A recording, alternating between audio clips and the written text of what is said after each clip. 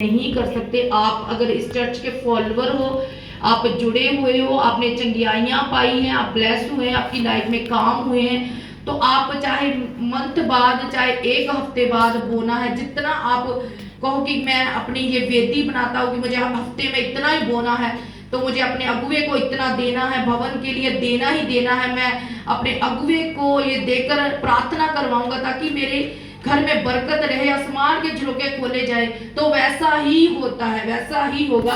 तो देने की कोशिश करो कि परमेश्वर भी आपको दिया करे। आप जितना बोते हो उतना काटते भी हो। परमेश्वर ने कहा कि सारे दसवांश मेरे भंडार में ले हो ताकि मेरे भवन में किसी भी भोजन वस्तु की कमी ना रहे।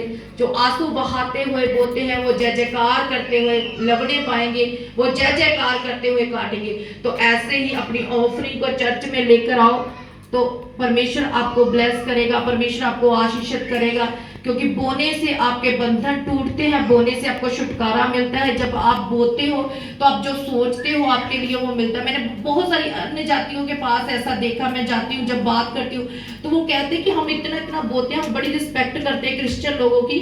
तो हम क्रिश्चियन लोगों की लाइफ में बोते हैं, हम चर्चेस में जाके बोते हैं, तो हमें ये अच्छा लगता है बोना।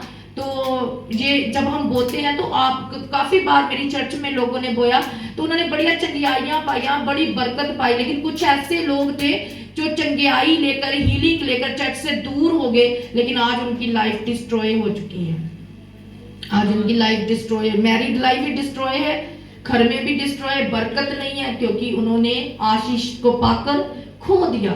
वो आए तो थे लेकिन उन्होंने सिर्फ एक ऑफरिंग के कारण कि मुझे ऑफरिंग ना, मैं ये नहीं कर सकता, उन्होंने अपने आप को डिस्ट्रॉय कर लिया। आशीषें ली, चंगियाई ली, परमेश्वर ने बड़ी बरकत दी, जबकि आप जानते कि इस चर्च में कोई दबाव नहीं है, कोई दबाव नहीं पाया जाता कि आप इतना बो उतना, कोई दबाव नहीं। आप अपने हर्ष से जितना हो बो सकते हैं, क्योंकि जो जितना ही बोता है बाइबल कहती है वो उतना ही काटता भी है। समझ आ रही है? समझ आई आप लोगों को? अपने हाथों को उठाओ फिर। Thank you Jesus, thank you Jesus, hallelujah, thank you Jesus. सर्वशक्तिमान परमेश्वर, धन्यवाद खुदावन आज के वचन के लिए, तेरा धन्यवाद, धन्यवाद, धन्यवाद,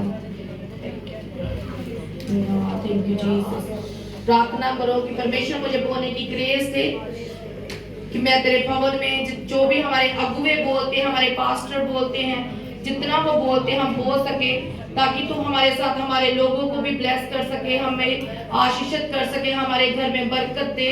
हमारे घर में तू जितनी बरकत देगा हम तेरे भवन में लेकर आएंगे और तू हमें और आशीषित करेगा और तू हमें ब्लेस करेगा।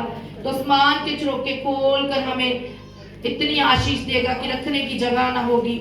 सर्वशक्तिमान परमेश्वर, तूने कहा मुझे परख कर तो देखो कि मैं कितना भला हूँ। परमेश्वर, हम जानते कि तू बड़ा ही भला है, हम तुझे परख चुके हैं परमेश्वर, तुझे जान चुके हैं परमेश्वर।